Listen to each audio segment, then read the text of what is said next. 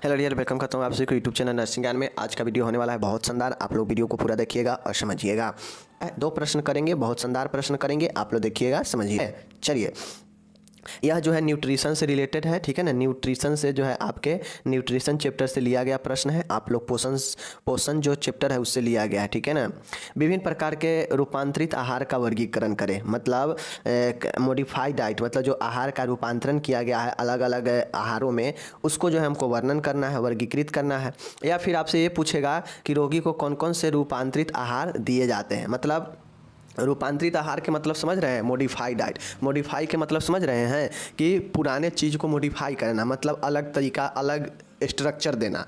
तो इसी तरह भोजन का रूपांतरण का मतलब है कि रूपांतरण, ठीक है। रूपांतरण मतलब रूपों में अंतर करना, एक से दूसरे में कन्वर्ट करना, यही रूपांतरण होता है।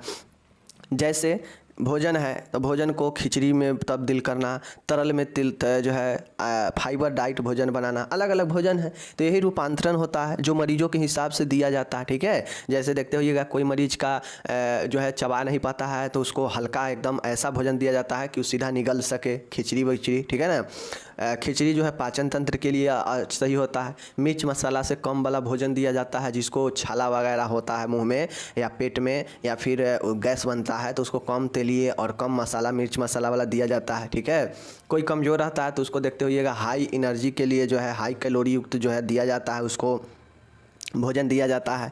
कब्ज रहता है तो उसको हाई फाइबर वाला भोजन करने का सलाह दिया जाता है। मतलब उसके रोगी के रोगों के अनुसार, उसके स्थिति के अनुसार भोजन तैयार करके मरीजों को जो है परोसा जाना ही जो है आहारीय, रोगी के लिए आहारीय रूपांतरण कहलाता है, ठीक है ना। तो आहार रूपांतरण का वर्गीकरण पूछे, या रोगी को कौन कौन से रूपांतरित आहार दिए जाते हैं, यानी diet given to patient modified diet, ठीक है, मॉडिफाइड डाइट। चलिए हम लोग देखते हैं। कहता है रोगी की आवश्यकता अनुसार परोसे जाने वाले आहार में परिवर्तन किया जाना आहारीय रूपांतरण, मतलब डाइट मॉडिफिकेशन कहलाता है। तो आप लोग यहाँ पे देखिएगा, रूपांतरण के मतलब ही होता है कि चेंज करना, ठीक है ना। तो रोगी के आवश्यकता के अनुसार उसको जो भी आवश्यकता हो, जिस प्रकार के आहार का, उसी तरीके के आहार को परोसे जाने वाले आहार में परिवर्तन किया जाना आहारीय रूपांतरण कहलाता है, ठीक है। रोगी के उसकी आवश्यकता के अनुसार निम्न प्रकार से रूपांतरित आहार दिए जाते हैं। अब रोगी के अनुसार जो रूपांतरित आहार होता है वह मरीजों के अनुसार जो है तैयार किया जाता है और उसके अनुसार जो है उसे परोसा जाता है, ठीक है ना। और वही रूपांतरित आहार कहलाता है, ठीक है ना। अब आप लोग देखते होइएगा, डॉक्टर के पास भी जाते हैं तो डॉक्टर कहता है खिचड़ी लीजिए, ठीक है, ज़्यादा तरल पानी पीजिए, ज़्यादा तरल पदार्थ लीजिए, ठीक है ना। तो अलग अलग कंडीशन के हिसाब से रोगी के अनुसार कहता है। अगर किसी को पाचन तंत्र गड़बड़ है, ठीक है, लूज मोशन है, तो उसको कहता है कि भाई नरम दाना खाओ, खिचड़ी विचड़ी खाओ, ठीक है ना। अगर कोई बहुत ज़्यादा जो है गैस उस बनता है, ठीक है ना, बहुत ज़्यादा मुँह में अल्सर, घाव, छला उला हो गया है पेट में या मुँह में, तो उसे कहा जाता है कि भाई कम मिर्च मसाला कर दो, चूँकि ज़्यादा मिर्च मसाला खाओगे तो यह और ज़्यादा मुंह में लगेगा, इरिटेट करेगा। तो इस तरीका के भोजन जो है, जिसको कब्ज बनता है तो डॉक्टर कहता है कि साग सब्जी वैसा पदार्थ भोजन लीजिए जिसमें फाइबर ज़्यादा हो, तो कब्ज कम बनेगा, ठीक है ना, या नहीं बनेगा। तो ये सब अलग अलग भोजन के वर्गीकरण है रोगी के आवश्यकता के अनुसार, और वही भोजन को जो रूपांतरण करके परोसा जाता है मरीज को, वही जो है आहारीय रूपांतरण कहलाता है, ठीक है। अब रोगी की आवश्यकता के अनुसार निम्न प्रकार से आहार को जो है रूपांतरण किया जाता है, ठीक है। पहला है उच्च प्रोटीन युक्त आहार। उच्च प्रोटीन युक्त आहार का मतलब है कि वैसा भोजन, वैसा आहार जिसमें प्रोटीन का उच्च मात्रा हो, ठीक है, जिसमें प्रोटीन का जो है अच्छा मात्रा हो, वैसे भोजन जो है मरीज के दिया जाता है, ठीक है। जिसको अब वो मरीज कौन सा हो सकता है, या तो जिसको कुपोषण का समस्या हो, जिसको सर्जरी से पहले दिया जाता है, ठीक है, जले हुए मरीजों को, पेप्टिक अल्सर, किडनी के रोगियों को, ठीक है, इन सबको प्रोटीन की कमी को पूरा करने के लिए दिया जाता है ऐसे आहार। और आप प्रोटीन जानते हैं,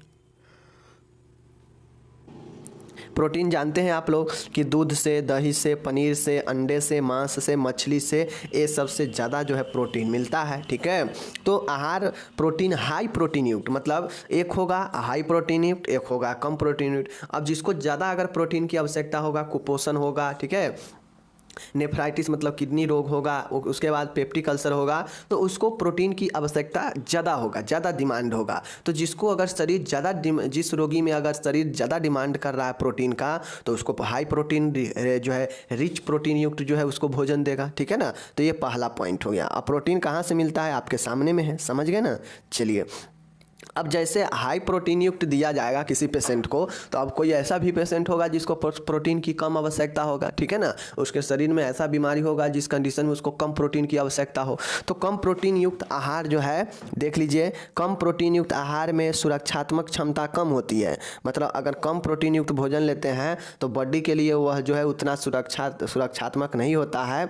इनमें कई विटामिन एवं खनिज की मात्रा भी कम होते हैं, ठीक है। अतः इस आहार को लेने पर साथ में मल्टीविटामिन्स की गोलियां भी ली जानी चाहिए। अब मान गए बहुत ऐसे मरीज होते हैं जिसको कम प्रोटीन की ज़रूरत होती है, जैसे ग्लोरोमिलू, ये भी किडनी का ही रोग है, ठीक है, पीलिया व हेपेटाइटिस, इन सब से पीड़ित मरीजों को कम प्रोटीन की आवश्यकता होती है। तो इन रोगियों में कम प्रोटीन की आवश्यकता होती है भोजन में लेने का, तो ठीक है, वो भोजन के माध्यम से कम प्रोटीन लेगा, ठीक है। दूध वगैरह ये सब कम कर देगा, मीट मछली अंडा खाना कम कर देगा, जिससे प्रोटीन भी कम मिलेगा। लेकिन होता यह है, चूँकि आप लोग नॉर्मल देखिए, हेपेटाइटिस क्या करता है, लीवर को प्रभावित करता है, ठीक है। पीलिया भी लीवर को प्रभावित करता है, ठीक है ना। जॉन्डिस बॉडी पीला होने लगता है। ठीक है ना, ग्लोमेरुलोनेफ्राइटिस जो हमारा एक किडनी का ही छन्ने वाला में विकार उत्पन्न हो जाता है। तो इन सब में देख लीजिए मीट उट जो होता है या मसाला बहुत ध के बनता है, तो इन सब में जो है आपके मसाला पूर्णतः वर्जित होता है, ठीक है। उसके बाद दूध भी जो है लीवर वाले पेशेंट को जो जिसका प्रॉब्लम है उसको दूध नहीं खाना चाहिए, ठीक है ना। तो इस कंडीशन में दूध भी प्रोटीन देता है, मीट मछली अंडे भी प्रोटीन देता है, तो जो है ये सब चीज़ें नहीं खाया जाता है। तो ये सब जब नहीं खाएगा तो बॉडी को कमजोरी होगा, बॉडी में प्रोटीन का मात्रा कमेगा। तो वैसे में क्या होगा कि पेशेंट को मल्टीविटामिन की आवश्यकता होगा लेने का, ठीक है। तो ये है जो है यहाँ पे कम प्रोटीन युक्त जो है आपके यहाँ पे प्रश्न हो गए। तीसरा है, कहता है उच्च रेशेदार आहार, हाई फाइबर डाइट, ठीक है। हाई फाइबर डाइट का मतलब होता है कि ऐसा भोजन जिसमें फाइबर की मात्रा, रेशे की मात्रा अधिक हो। अब ये रोगियों उनके लिए इम्पोर्टेंट होता है जिसको कब्ज हो, ठीक है, जिसको बवासीर हुआ हो, तो इनको लिए जो है यह हाई फाइबर डाइट जो है बहुत इम्पोर्टेंट होता है। और हाई फाइबर से जानते हैं कि कब्ज दूर होता है, पाचन तंत्र ठीक रहता है, और जो मल त्यागने में जो कष्ट होता है वह दूर होता है। तो हाई फाइबर डाइट जो है उच्च रेशेदार डाइट लेनी चाहिए ऐसे रोगियों को जो कब्ज का मरीज हो, जिसको पाचन तंत्र के गड़बड़ी हो, ठीक है, जिसको हेमोरॉइड हो, बवासीर हो, तो उसको हाई फाइबर डाइट युक्त भोजन लेनी चाहिए। ओके, लेनी चाहिए सबको, सब लेंगे तो उनका पाचन तंत्र ठीक रहेगा, तो शरीर में और अंग जो है और जो है अन्य रोग नहीं होगा। लेकिन अगर नहीं फाइबर डाइट लेते हैं तो उन्हीं लोग को कब्ज बनने लगता है, ठीक है। कम रेशेदार आहार, लो फाइबर डाइट। अब लो फाइबर डाइट जो है कम रेशेदार आहार लेने से बड़ी आंत में अवशिष्ट पदार्थ की मात्रा बहुत कम रहती है। इस तरह का आहार पेप्टिक अल्सर, अल्सरेटिव कोलाइटिस, पेचिस से पीड़ित रोगियों को दिया जाता है। अब कहीं कहीं लो फाइबर डाइट की आवश्यकता भी पड़ती है। अब मान गए पेट को खाली रखना है, आंतों को खाली रखना है, तो लो फाइबर डाइट युक्त देंगे तो यह फाइबर जो है अवशिष्ट पदार्थ कम बनाएगा। क्योंकि फाइबर क्या करता है, फाइबर यही करता है कि शरीर में और अन्य भी जो अपशिष्ट पदार्थ है उसको अपने साथ मिलाकर बाहर निकाल देता है आसानी से, जिससे पेट साफ रहता है। लेकिन अगर जिसको कम रेशेदार भोजन लेना है तो वह जो है कम रेशेदार भोजन लेगा तो क्या करेगा, अपशिष्ट पदार्थ जो है कम बनेगा। जो अपशिष्ट पदार्थ आंत में रहता है, जो पेप्टिक अल्सर वगैरह होता है, कोलाइटिस वगैरह होता है, बड़ी आंत के कोलोन में इन्फ्लामेशन कोलाइटिस होता है, तो इन सभी से बच सकते हैं। तो कम रेशेदार भोजन भी जो है अपशिष्ट पदार्थ कम बनाता है, जिसे अल्सराइटिस कोलाइटिस, पेप्टिक अल्सर, पेचिस, ये सब रोगियों के लिए महत्वपूर्ण होता है। तो लो फाइबर डाइट भी हो गया। आगे देखिए, पांचवा है उच्च कैलोरी युक्त आहार, हाई कैलोरी। देखिए याद करना बड़ी आसान है। पहला हाई प्रोटीन युक्त आहार, दूसरा कम प्रोटीन युक्त आहार, तीसरा हाई फाइबर मतलब उच्च रेशेदार भोजन, चौथा कम रेशेदार भोजन। मतलब एक ज़्यादा है तो एक कम है, एक ज़्यादा होगा तो एक कम होगा, ठीक है ना। ज़्यादा उसको दिया जाएगा जिसको में ज़्यादा डिमांड होगा उस चीज़ों का, तो उसको ज़्यादा दिया जाएगा। जिसका शरीर और रोगों से ग्रसित होगा उसको कम डिमांड होगा उस चीज़ों को, तो उसको कम दिया जाएगा, ठीक है ना। बस यही चीज़ें हैं। उच्च कैलोरी युक्त भोजन, मान के जिसका शरीर बहुत ज़्यादा आहार से कुपोषित हो, कम वजन हो, तो इसको हाई कैलोरी देकर शरीर को जो है ऊर्जावान ताकतवान बनाया जाता है, ठीक है ना। इसमें कैलोरी आवश्यकता की तुलना में लगभग 500 कैलोरी अधिक देनी चाहिए। अधिक कैलोरी युक्त आहारों में विभिन्न विटामिन खनिज की मात्रा पर्याप्त में रहती है। तो उच्च कैलोरी युक्त जो भोजन होता है वह मरीजों को जो है देना चाहिए, खासकर जिनको कुपोषण माल न्यूट्रिशन की समस्या हो, जो रोगी को वज़न का समस्या हो, वज़न कम होता हो, तो वैसे रोगियों में हाई कैलोरी डाइट का भोजन देना चाहिए। इससे जो है व्यक्ति को 500 कैलोरी जो है अधिक जो है लगभग नॉर्मल की तुलना में अधिक देना चाहिए, जिससे इसमें भरपूर विटामिन व खनिज की मात्रा रहती है। तो यही कैलोरी हो गया, समझ गए, हाई कैलोरी वाला। अब ये हो गया। छठा है, कहता है कम कैलोरी युक्त भोजन। अब मान गए कोई व्यक्ति मोटा तगड़ा है बहुत ज़्यादा, ठीक है, तो उसको तो वज़न घटाना है, तो वज़न घटाना है तो कम कैलोरी युक्त भोजन दीजिए, जिससे बॉडी में फैट कम बनेगा, तो वह व्यक्ति क्या होगा कि धीरे धीरे उसका वज़न कमेगा, ठीक है। तो कम कैलोरी युक्त आहार का उपयोग जो है उन व्यक्तियों को दिया जाता है जिनका वज़न अधिक हो, जिनका वज़न अधिक हो सामान्य से, तो उसको जो है लो कैलोरी डाइट दिया जाता है, यानी कम कैलोरी वाला आहार दिया जाता है। ओके, आगे देखिए। यदि मोटे व्यक्ति को लगभग आधी कैलोरी 1100 किलो कैलोरी दी जाए तो वह सप्ताह में जो है इतना किलो वज़न कम कर सकता है, ठीक है। देखिए अब यहाँ पे ये है कि यदि मोटे व्यक्ति को एक समान व्यक्ति की तुलना में आधे करके अगर कैलोरी मात्रा भोजन देंगे तो वह व्यक्ति के सप्ताह में 1.5 किलो वजन कमेगा, और 4 सप्ताह में कितना वजन कम जाएगा, 6 केजी वजन कम जाएगा, यानी 1 महीना में 6 केजी वजन कम जाएगा, 4 महीना में 24 केजी वजन कम जाएगा। तो जिसका 100 केजी वेट है उसका अगर 24 केजी 4 महीना में वेट अगर कम गया तो कितना हो गया, समझ सकते हैं, 75-76 के आसपास आ जाएगा। तो इससे वजन कंट्रोल होता है। तो कैलोरी बहुत ज़्यादा जो है शरीर में फैट बढ़ाता है, वजन बढ़ाता है, ध्यान में रखिएगा, ठीक है। चलिए 7वां है उच्च सोडियम युक्त आहार, हाई सोडियम डाइट। अब मान गए जो पेशेंट हाइपरटेंशन के मरीज है, जो पेशेंट जो है बीपी वाला मरीज है, तो एक होता है बीपी कम होता है, एक हाइपोटेंशन होता है, एक हाइपरटेंशन होता है। हाइपरटेंशन तब होता है जब 140 और 90 से अधिक इतना और इतना और जो है देख लीजिए यहाँ पे मैं बताता हूँ, इतना और इक्वल टू, यानी इतना और इससे ज़्यादा आ जाता है तो उस मरीज को जो है हम लोग हाइपरटेंशन के मरीज, बीपी के मरीज समझते हैं, उच्च रक्तचाप के, ठीक है। तो फिर इसके लिए जिसको उच्च रक्तचाप के समस्या रहता है, तो या फिर जिसको हार्ट का प्रॉब्लम रहता है, तो उसको जो है कम जो है सोडियम की भोजन देते हैं। मतलब सोडियम कहा जाए तो हमारे नमक में सोडियम होता है NaCl, ठीक है, सोडियम क्लोराइड होता है, सामान जो हम लोग नमक खाते हैं उसको NaCl कहते हैं, तो इसमें सोडियम होता है। तो ये सोडियम क्या करता है कि ब्लड पंप को उत्तेजित करता है और ज़्यादा जो है तीव्र करता है। तो जैसे ही आप कम, अगर आपको हाई सोडियम, ठीक है ना, उच्च सोडियम युक्त डाइट लेंगे, तो कब लेना, उच्च सोडियम युक्त डाइट किसको देना चाहिए, जिसका बीपी कम हो, ठीक है, या उन मरीजों को दिया जाना चाहिए जिसका बीपी सामान्य से कम रहता हो, ठीक है। तो जिसका बीपी कम रहता हो उसको नमक पानी का घोल दीजिए, ठीक है, भोजन में थोड़ा सा कड़क नमक रख के दीजिए तो उसका बीपी सामान्य रहता है, ठीक है, क्योंकि सोडियम क्या करता है कि बीपी को उत्तेजित कर देता है। तो ये है हाई सोडियम डाइट हो गया। दूसरा है, अब इसी के उल्टा है कि लो सोडियम डाइट। अब लो सोडियम डाइट उसको दिया जाएगा जिसको हाइपरटेंशन की समस्या हो, मतलब उच्च रक्तचाप हो, जिसका हार्ट फेलुअर हो जाता हो, हार्ट पर प्रॉब्लम हो, तो उसको सोडियम कम लेने को सलाह दिया जाता है। तो यही लो सोडियम डाइट हो गया। ओके, आगे चलिए।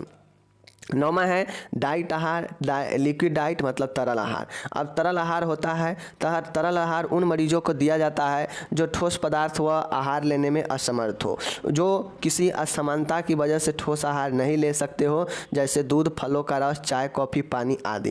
तरल आहार, तरल भी एक प्रकार के आहार है, जैसे जूस वगैरह, दूध वगैरह, कॉफ़ी, चाय, ये सब तो आहार में ही आता है ना, भले पेय पदार्थ है लेकिन है तो आहार में ही। अब मान के किसी पेशेंट का जो है चबाने में प्रॉब्लम हो, जैसे कैंसर वाला पेशेंट हो, मुंह में कैंसर हो गया हो, तो उससे चबा नहीं पाएगा, तो उसको डायरेक्ट जो है रस, जूस डाल के पानी ये सब देते हैं, ठीक है। उसी प्रकार से किसी को पेट का सर्जरी हुआ है, या सर्जरी होना है तो मुंह से जो है भोजन नहीं देते हैं तो उसको तरल ही देना चाहिए, ठीक है ना। तरल बहुत किस्म के रोगियों में दिया जाता है, जो भोजन नहीं निगल पा रहा हो, भोजन नहीं चबा पा रहा हो, ठीक है, जिसको सर्जरी, पेट का सर्जरी हुआ हो, जिसको जो है कैंसर हुआ हो, तो ऐसे मरीजों को तरल जो है, तरल लिक्विड डाइट दिया जाता है, ठीक है। समझ गए चीज़ों को। चलिए ये हो गया आपका। 10वां है सॉफ्ट डाइट, नरम आहार। नरम आहार का मतलब होता है कि वैसा आहार जो आसानी से पचने योग्य होता हो, ठीक है, जो मरीज के मुंह में छाले या कोई शल्य क्रिया हुई या दांतों में दर्द आदि के लिए नरम आहार दिया जाता है, जैसे पके हुए चावल, ठीक है, पकी हुई सब्जी, कस्टर्ड, पका हुआ केला, दलिया, खिचड़ी। अब मान के कोई पेशेंट है, ठीक है, जिसको मुंह में छाला है, सर्जरी हुआ है पेट में या मुंह में, ठीक है, दांतों में दर्द है, तो यह रोटी को चबा पाएगा, नॉर्मल चावल को चबा पाएगा, ठीक है, नहीं चबा पाएगा। तो इसके लिए एकदम गीला पका हुआ चीज़ देते हैं ताकि सीधा सा घूट अंदर निगल सके। तो पके हुए चावल, पकी हुई सब्जी, कस्टर्ड, पका हुआ केला, दलिया, खिचड़ी आदि, ये सब सॉफ्ट डाइट होता है। ओके ना, आगे चलिए।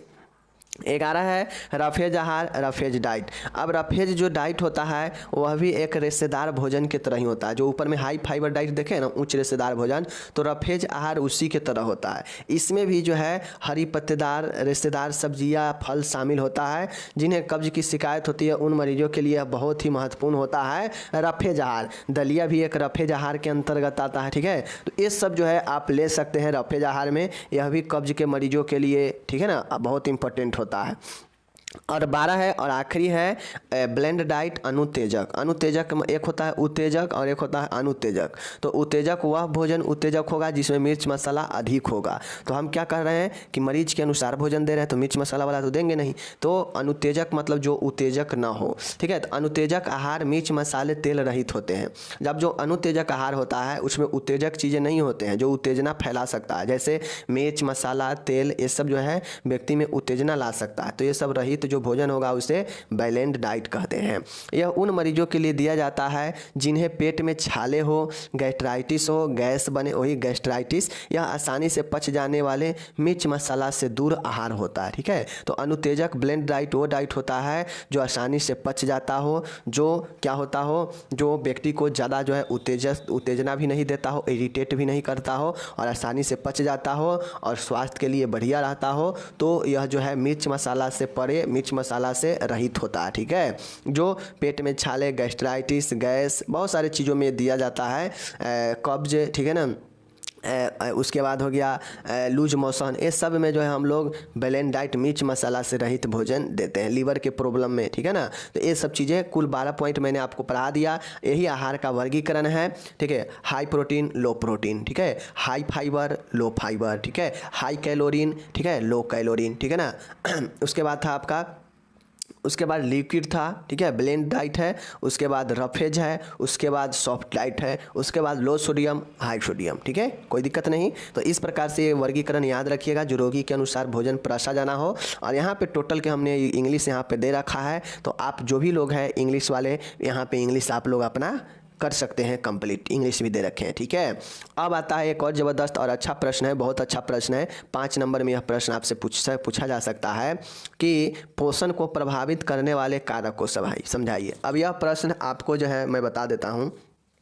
अब ये जो प्रश्न है पोषण को प्रभावित करने वाला, यह पोषण आपको जो है ऐसा नहीं है कि इसी में पूछ रहा है, ठीक है ना, मतलब इसी में कहा जाए तो कम्युनिटी में पूछ रहा है, फंडामेंटल में भी पूछ लेगा कि आप, फंडामेंटल में क्या पूछेगा कि आप नर्स है, ठीक है, आप नर्स होते हुए आप कौन कौन से जो है आहार को प्रभावित करता है बताइए, ठीक है। एज नर्स, ठीक है ना, एज नर्स आहार को या पोषण को प्रभावित करने वाले कौन कौन से कारक है समझाइए, ठीक है। तो चलिए हम लोग जो है न्यूट्रिशन को इफेक्ट करने वाले कौन कौन से कारक, मतलब कौन कौन से ऐसे कारक है जो न्यूट्रिशन को प्रभावित करता है, ठीक है। चलिए देखते हैं उत्तर। यहाँ पे आप लोग देख लीजिए, आयु के अनुसार व्यक्तियों की आहार संबंधी आवश्यकताएं भिन्न भिन्न होती है। सामाजिक, आर्थिक, सांस्कृतिक कारक व्यक्ति के पोषण को प्रभावित करते हैं। जैसे माय डियर, ऐसे तो बहुत सारे आपको कारण मिल जाएंगे जो आपके आहार को प्रभावित करेंगे, ठीक है ना।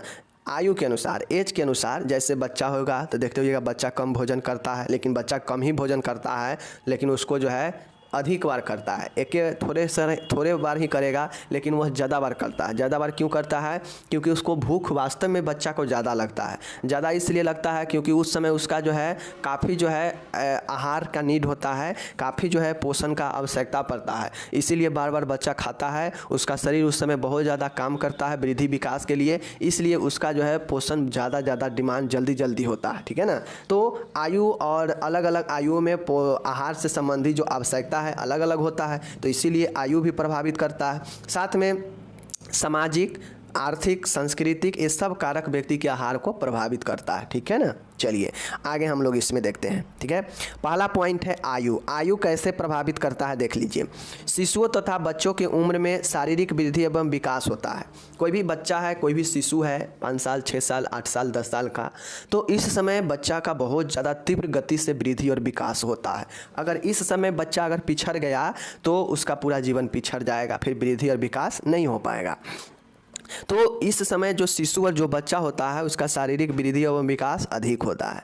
इस दौरान उसे कैलोरी का, प्रोटीन का, विटामिन का, ठीक है ना, आदि चीज़ों का दैनिक आवश्यकताएं वजन के हिसाब से प्रतिक्रिया के अनुसार वयस्कों की तुलना में बच्चों में अधिक होता है। मतलब बच्चा का जो उम्र है, जितना वजन है, उस हिसाब से वयस्क के जितना उम्र है और जितना एज वजन है, तो वयस्कों से ज़्यादा डिमांड जो है तुलना में छोटे बच्चों में होता है अच्छे आहार की, जिसमें प्रोटीन, खनिज, विटामिन वगैरह सब हो। क्यों? क्योंकि इस समय बच्चों की वृद्धि और विकास सबसे अधिक होती है।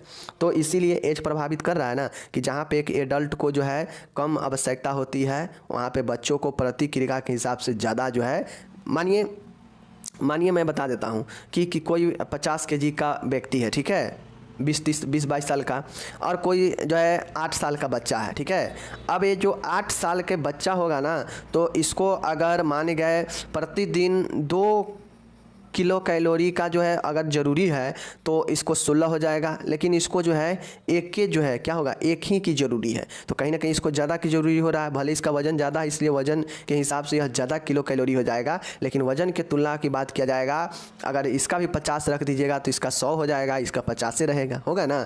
तो एक इसका ज़्यादा डिमांड रहता है।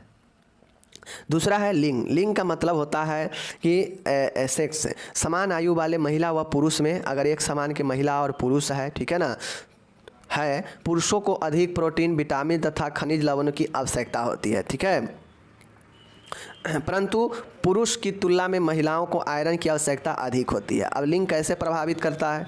अब एक समान के जहाँ महिला और पुरुष है, तो पुरुषों में विटामिन, खनिज और प्रोटीन और लवण, ये सब पुरुषों में ज़्यादा आवश्यकता होता है। ठीक है, लेकिन कहीं ना कहीं पुरुषों को काम काज के तुलना में ज़्यादा सशक्त बनना पड़ता है, ज़्यादा जो है मजबूती प्रदान होता है। तो इस कारण से जो एक समान महिला और पुरुष है, उस समान एज में एक पुरुष को जो है विटामिन, खनिज और लवण का ज़्यादा आवश्यकता होगा, ठीक है, आहार में। लेकिन वहीं पर बात किया जाए, दोनों समान एज में ही है, लेकिन आयरन का बात करेगा, फॉलिक एसिड की बात की जाएगी, तो वहाँ पे महिला को अत्यधिक चाहिए। तो देख रहे हैं ना, दोनों में डिफरेंस है, दोनों में प्रभावित कर रहा है, ठीक है ना, एक दूसरे को। तो ये चीज़ें हैं। तीसरा है इनकम, आय। अब मैं आपको सीधा समझा देता हूँ। इनकम का मतलब होता है कि भोजन का चयन मुख्यतः आय पर निर्भर करता है। बिल्कुल सही है। अब मान गए एक गरीब आदमी है, एक गरीब आदमी रोज़ रोटी सब्जी खा रहा है, ठीक है, रोज़ क्या कर रहा है, रोटी सब्जी खा रहा है। एग्जाम्पल के तौर पे समझिए, रोज़ रोटी सब्जी गरीब आदमी खा रहा है। क्यों? क्योंकि उसके पास उतना आय का आमदनी नहीं है, आय का स्रोत नहीं है, उसको उतने ही आमदनी में सब चीज़ करना है, भोजन, रहना सहना, पढ़ना लिखना। लेकिन एक बात किया जाए, एक उच्च घर के अगर व्यक्ति है, अच्छे खासे पैसे वाले हैं, इनकम वाले हैं, तो वह जो है आज रोटी सब्जी खाएगा, ठीक है, आज रोटी सब्जी खा लेगा, ठीक है, कल मक्खन खाएगा, ठीक है, परसों दूध दही खाएगा, ठीक है, मीट मछली खाएगा, ठीक है ना, हरे साग सब्जी डेली लाएगा। तो इससे इसको जो है, जो पोषण की जो आवश्यकता है, इसको पूर्ण रूप से मिल जाता है। और जब मिल जाता है तो देखते होइएगा, अच्छे घर के जो बाल बच्चे होते हैं एकदम गोरा गोरा, एकदम इंग्लिश में धाए धाए बोलेगा, चूँकि उसको सब चीज़ जो है मिलता है, अच्छा पैसा है, आय है, इसलिए वो सब चीज़ ग्रहण कर पाता है। लेकिन एक गरीब झोपड़ी में रहने वाले व्यक्ति देखते होइएगा कि अक्सर इनके बच्चे जो है किसी का पेट निकला रहता है, किसी का कोई बीमारी ग्रसित है, किसी को कीड़ा हो गया है। तो ये सब क्यों होता है? ये सब आहार में परिवर्तन के कारण ही होता है, क्योंकि वह गरीब आदमी है, वह जो खा रहा है अपने बच्चों को भी वही दे रहा है, एक टाइम खा रहा है दूसरे टाइम के लिए झंक रहा है। तो ये सब व्यक्ति के आय भी जो है आहार को बहुत हद तक प्रभावित करता है, ठीक है ना। अब गरीब आदमी है तो उस जो है निम्न आय के कारण न प्रोटीन ले पाएगा, न खनिज ले पाएगा, न लवण ले पाएगा, न विटामिन ले पाएगा भोजन के माध्यम से। वहीं पर एक उच्च वर्ग के घर का है तो वह सब चीज़ ले पाएगा और उसका वृद्धि और विकास अलग होगा एक निम्न वर्गीय से, ठीक है ना। चौथा है धार्मिक फैक्टर। धार्मिक फैक्टर का मतलब होता है कि कुछ संप्रदायों में मांसाहारी खाद्य पदार्थ खाने की पाबंदी है तथा जैन समाज के लोग लहसुन प्याज नहीं खाते हैं और शुरुआत से पहले ही भोजन कर लेते हैं। धार्मिक मान्यता का मतलब हुआ कि जैसे अभी नवरात्रि चल रहा है ना, तो यहाँ पे बहुत लोग जो है ना, जो हिंदुज़म से आते हैं वो 9 दिन जो है फलाहारी करते हैं, तरल पदार्थ लेकर ही रहते हैं, भोजन वजन नमक उमक नहीं करते हैं।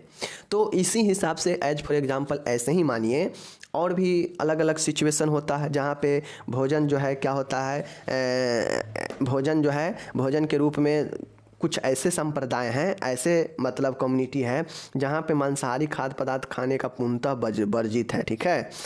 और जब मांसाहारी चीज़ नहीं खाएंगे तो शरीर में बहुत से प्रोटीन की कमी होगा, ठीक है ना। जैन समाज के लोग क्या करते हैं, लहसुन प्याज नहीं खाते हैं और सूर्य के अस्त होने से पहले ही वह जो है खाओ के ख़त्म कर देते हैं कहानी। तो कहीं ना कहीं यह सब धार्मिक कारक जो है आपके पोषण को प्रभावित कर रहा है कि जो समय होना चाहिए भोजन का वो समय नहीं मिल पा रहा है, ठीक है। जो हमें भोजन में लेना चाहिए वही हमें नहीं लेना है, ठीक है ना। तो ये सब जो है आपको प्रभावित करता है, ठीक है। पांचवा है बीमारी।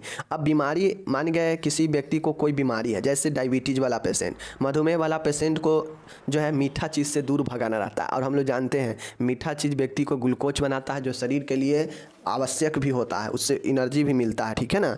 तो बीमारी के कंडीशन में मधुमेह वाले बीमारी को शक्कर कम मात्रा में दिया जाता है, ठीक है। इसी प्रकार उच्च रक्तचाप वाले को नमक कम दिया जाता है। तो कहीं ना कहीं उलट फिर हो रहा है, मतलब पोषण में प्रभावित कर रहा है कि भाई तुम्हें ये नहीं खाना है तो तुम्हें ये नहीं खाना है, तुम्हें ये खाना है तुम्हें वो नहीं खाना है। इस प्रकार से रेस्ट्रिक्शन होता है ना। अगर किसी को बीमारी कोई पकड़ लेता है, डायबिटीज़ वाले को कहा जाता है चावल नहीं खाइए, आलू नहीं खाइए, मीठा चीज़ नहीं खाइए, एक्सरसाइज ज़्यादा कीजिए, खाता है ना। तो कहीं ना कहीं उसको प्रभावित कर रहा है, उसको जो है लिमिट लगा रहा है खाने में कि हाँ तुमको ये नहीं खाना, ये नहीं खाना है, मतलब पोषण को प्रभावित कर रहा है, ठीक है। उसी प्रकार से अगर कोई बीपी के पेशेंट है तो उसको कहता है कि तुमको कम नमक खाना है, ठीक है, तुमको कम नमक हर एक चीज़ में लेकर खाना है, कम नमक ज़्यादा नहीं लेना है, तो उसको भी रेस्ट्रिक्शन लगा रहा है, ठीक है ना। तो ये बीमारी भी कहीं ना कहीं प्रभावित करता है भोजन को। छठा पॉइंट है गर्भ अवस्था और स्तनपान। अब आप लोग को पता होना चाहिए कि गर्भ के समय और स्तनपान के समय, मतलब कोई महिला अगर गर्भ के अवस्था में है या वह बच्चा दे चुकी है, बच्चा को स्तनपान करा रही है, तो उस कंडीशन में एक समान जो महिला होती है ना, तो उससे सब चीज़ बढ़ जाता है डिमांड। एक गर्भवती महिला और या फिर स्तनपान वाली महिला को जो है एक नॉर्मल से 500 किलो कैलोरी तथा 15 ग्राम प्रोटीन अधिक आवश्यकता होती है एक अपेक्षाकृत समान। अगर समान महिला में इतना किलो कैलोरी की आवश्यकता है और प्रोटीन का इतना आवश्यकता है, नॉर्मल महिला में जो बिल्कुल प्रेगनेंसी में नहीं है, स्तनपान में नहीं है, अगर वो इतना जो है किलो कैलोरी और प्रोटीन इतना ले रही है, तो एक प्रेग्नेंट और स्तनपान महिला को इतना और इतना की आवश्यकता जो है अधिक होता है, ठीक है। क्यों? क्योंकि उसको बच्चों को भी जो है अपने शरीर से ही दूध देना रहता है, या अगर गर्भ में है तो अपने बच्चों को भी जो है उसको पालन पोषण के लिए उसको से ही मदद मिलता है, तो इसके लिए उसका डिमांड बढ़ जाता है, ठीक है। तो ये चीज़ें है पोषण को प्रभावित कर रहा है। सातवां है आदत। आदत के मतलब होता है भोजन संबंधी आदतें आहार आयोजन पर भी प्रभावित करते हैं। कुछ लोग नाश्ता भारी करते हैं, कुछ रात्रि को अधिक भोजन करते हैं, कुछ चावल पसंद करते हैं, कुछ मीट मछली पसंद करते हैं, ठीक है, कुछ मतलब अलग, कुछ दूध पसंद करेंगे। तो आदत, व्यक्ति की आदत भी जो है उसके पोषण को प्रभावित करता है, ठीक है ना। पोषण को प्रभावित करने का मतलब है कि व्यक्ति के आदत कैसा है। अगर उसके आदत उसके रुचि के हिसाब से अगर आप पोषण आहार दे रहे हैं तो उसको उचित पोषण मिलेगा, कोई दिक्कत नहीं है। जैसे ही उसका पोषण गड़बड़ाएगा, उसका आदत के विरुद्ध आप काम करेंगे तो वह भोजन कम लेगा, और भोजन कम लेगा तो उसको पोषण कम मिल। जैसे देखते होइएगा, बच्चा को अगर दूध पसंद है, दूध रोटी या दूध भात, और आप उसको रोटी सब्जी खिलाने का प्रयास कीजिएगा, तो जो रोटी दूध के साथ वह 2 रोटी खा लेगा, वह सब्जी के साथ हो सकता है 1 रोटी खाए या आधा रोटी ही खाए, तो भोजन कम लिया। भोजन कम लेगा तो जो उसके शरीर का जो डिमांड है वह भी कम जाएगा, पोषण नहीं मिल पाएगा शरीर को। तो यह भी जो है आदत व्यक्ति को क्या करता है, बहुत ज़्यादा हद तक जो है निर्भर करता है, प्रभावित करता है पोषण का, ठीक है ना। 8वां है परिवार का आकार, फैमिली साइज। फैमिली साइज का मतलब है कि मान गए किसी के आप सेम इकोनॉमी, मतलब सेम स्थिति के परिवार है, ठीक है। मतलब किसी परिवार के 10,000 मंथली इनकम है, 2 परिवार है 10-10 हज़ार के मंथली इनकम वाला, लेकिन एक परिवार में 10 आदमी है, एक परिवार में 5 आदमी है। आप ही बताइए डेली के जो खाना बनेगा किसके लिए, किसके घर में ज़्यादा बनेगा? 10 परिवार वाला में ज़्यादा बनेगा, क्योंकि उसमें 10 सदस्य है तो 10 के लिए भोजन बनेगा तो ज़्यादा बनेगा। लेकिन वहीं पर 5 व्यक्ति वाला परिवार है, 5 सदस्य वाला, तो वहाँ पे भोजन कम बनेगा। और आप लोग जानते हैं जहाँ पे भोजन कम बनता है वहाँ पे सब चीज़ स्वच्छता हो गया, पोषण हो गया, अच्छे न्यूट्रिशन, मतलब अच्छे स्वाद के लिए जो है ध्यान रखा जाता है। लेकिन जहाँ पर चीज़ें ज़्यादा बन जाए, चाहे वो परिवार हो चाहे कहीं भंडारा हो, ज़्यादा चीज़ें बनता है वहाँ पर अच्छा नहीं बनाया जाता, जैसे तैसे बनाकर रख दिया जाता है। अब जैसे तैसे बनाकर रख देगा तो उसमें क्या होगा, पोषण की जो है कमी हो जाएगा, उसमें न्यूट्रिशन की कमी हो जाएगा, और अधिक खाना बनाने पर पोषक पर ध्यान नहीं दिया जाता है, ठीक है ना। तो यह भी जो है परिवार का आकार भी जो है आपके पोषण को प्रभावित करता है, ठीक है ना।